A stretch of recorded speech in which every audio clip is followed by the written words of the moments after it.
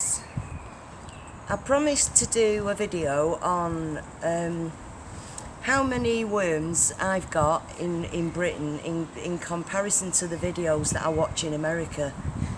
So I've brought some of my bins over here to show you. And I asked my lovely cameraman Lee, because I can't hold that big thing at the same time as... Can you see in there?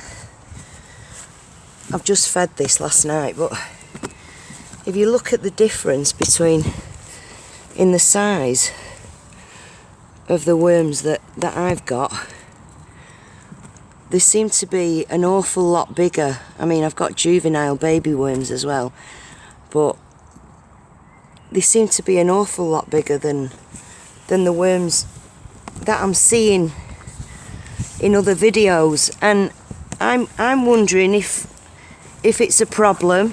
Is it better to have lots and lots of big worms, or double the amount of baby worms, which would compost faster? I'm not sure, but is that quite normal to have worms that size? Also, I replied to Emily, the crazy worm lady, yesterday, and she'd done a video. There's some, just putting a bit of buffer on top because I fed them last night and forgot to put a bit of egg in. That's eggshells, for everybody that knows. The eggshells help them swallow everything because they've got no gizzards, so they need some roughage to get it through. Let's have a look in this one.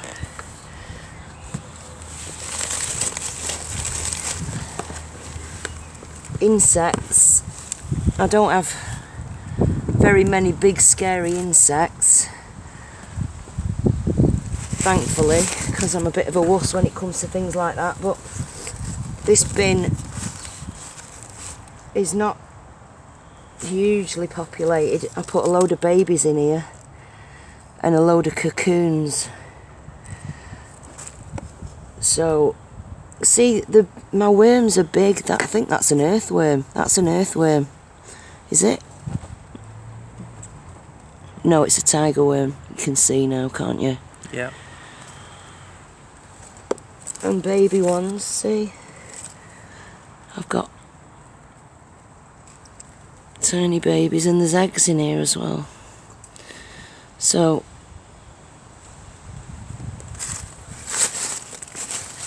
I love it. I love getting my hands dirty in here and seeing what's going on. There's a bit of bread because I don't mind feeding these outside bins with a bit of dairy. I know it's not done, but why not? This one, let's have a look.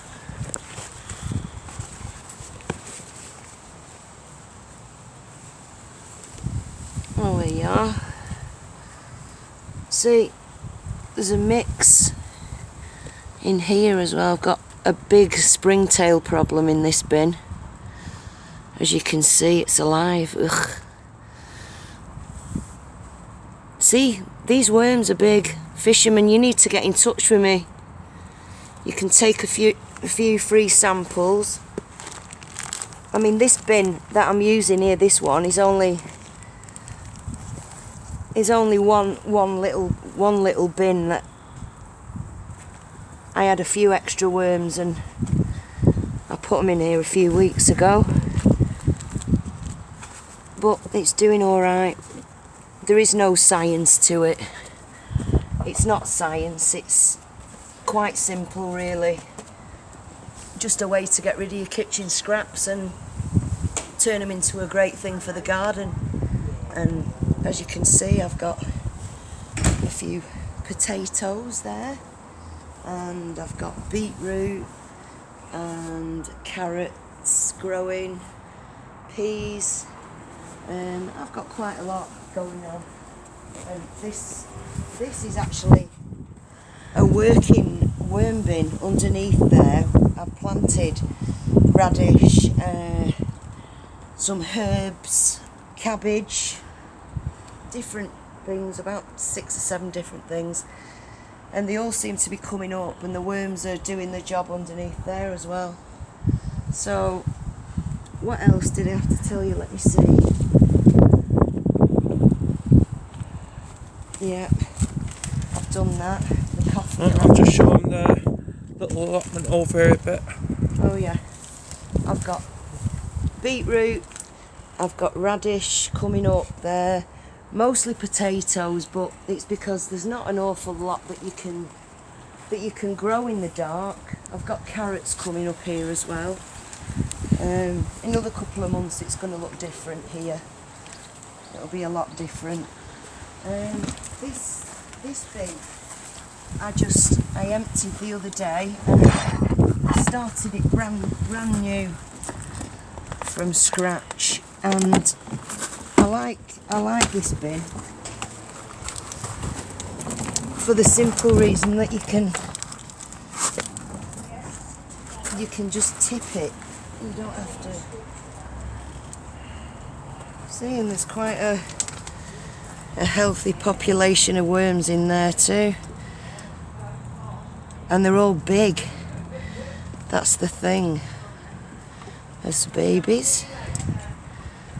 We've got eggs. Yeah, we're definitely not short of worms, that's for sure. And if you throw some paper in, they love it. That's an earthworm. I'll put that back where it belongs, in the compost heap. There you go.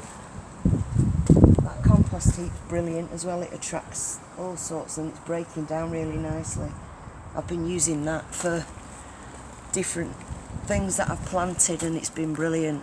So that's about all, apart from one of my cats yesterday brought me a baby bird that he'd mangled, a tiny baby. It was a sparrow, and I didn't know what to do with it. It was in pain, it was twitching, and I've got to say, I had to stand on it, and it's broken my heart. It's absolutely killed me. I can't stop thinking about it. What would you have done? Tell me in the comments section. Like and subscribe if you will. Yeah, what would you have done with a half-dead baby bird?